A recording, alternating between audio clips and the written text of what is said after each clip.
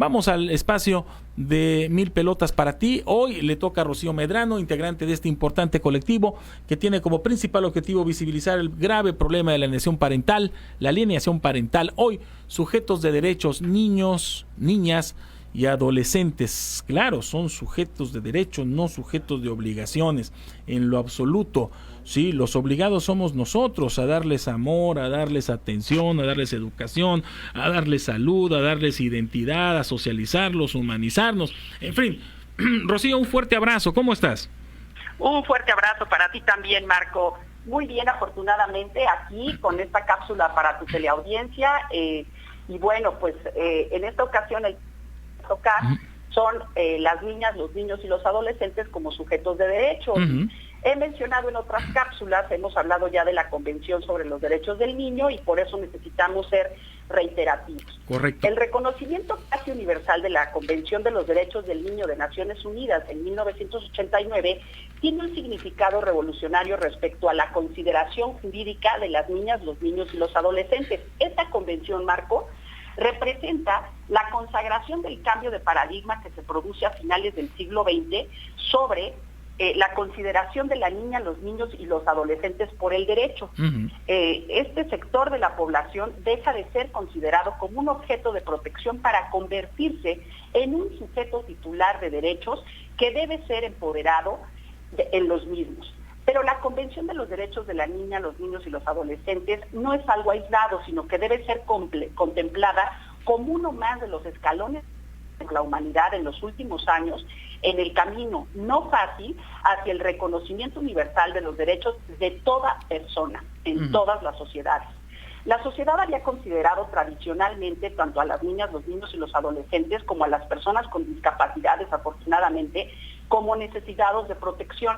Protección que en la mayor parte de los casos suponía desde negarles capacidad jurídica, impidiéndoles incluso el derecho a poder participar en las decisiones esenciales que afectaban a su vida, hasta llegar a considerarlos casi una propiedad de aquellas personas de los que se les hacía dependientes. Y bueno, en los casos que hemos tratado aquí, pues les sonará esto familiar a la teleaudiencia.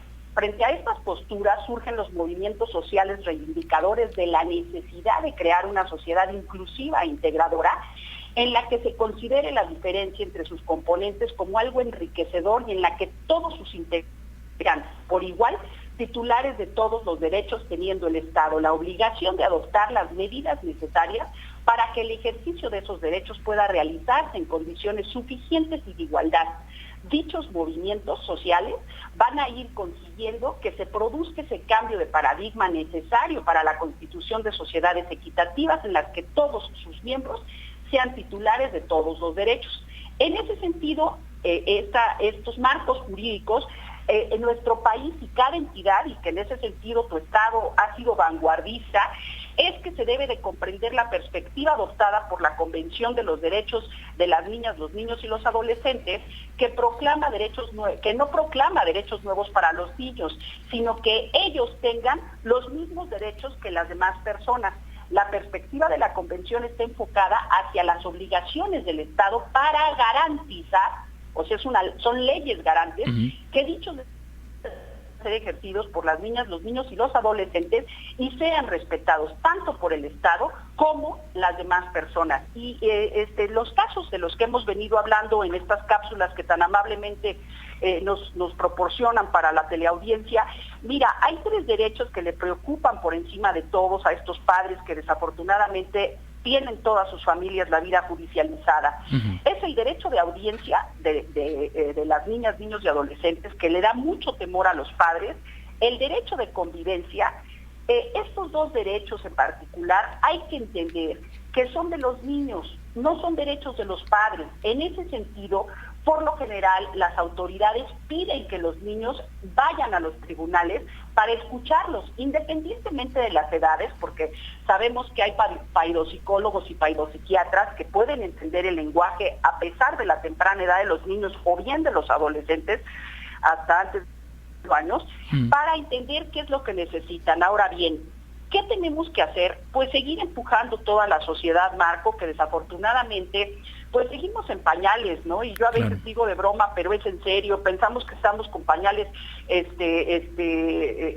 desechables, ya muy sofisticados, y no, seguimos en pañales de tela, pero de los más ancestrales, desafortunadamente, ¿no? Es correcto. Y necesitamos pedir que se juzgue con perspectiva de infancia y también apegarse al protocolo de la Suprema Corte de Justicia, y que tanto las abogadas como los abogados, pues a la hora de presentar sus escritos, acudan a mencionar todas estas convenciones. O sea, la realidad es que nuestros marcos jurídicos, tanto en México, y pues desde luego apegados a los derechos humanos con las reformas del 2011, con la reforma con la Ley General de Derechos de Niñas, Niños y Adolescentes del 2014, en la que tuve la oportunidad de participar, están a la vanguardia, pero decir que están a la vanguardia los marcos jurídicos no quiere decir que sean vida.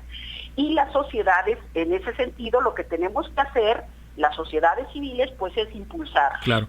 Y eso es lo más importante. Así es. Bueno, hay que recordar que todas estas convenciones es derecho internacional, son tratados que tienen el nivel constitucional, ¿sí? Es importante que los abogados impulsen, no solamente a través de sus escritos en los juzgados y apegándose a estas convenciones, los derechos de los niños, sino que también haya una presión en los congresos locales, ¿verdad?, para que en base a estas convenciones también se reformen los códigos de familia y los códigos civiles.